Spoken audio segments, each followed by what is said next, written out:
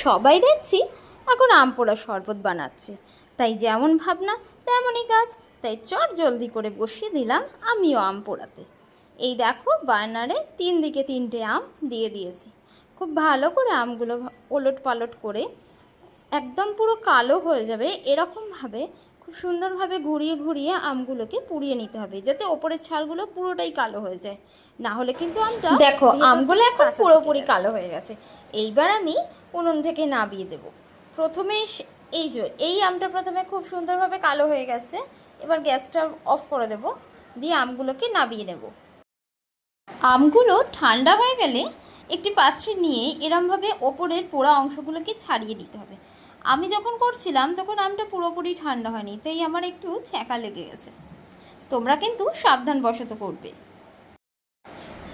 আমগুলো ছাড়ানো হয়ে গেলে ওই পাত্রটা ধুয়ে আমি তাতে নিয়ে নিয়েছি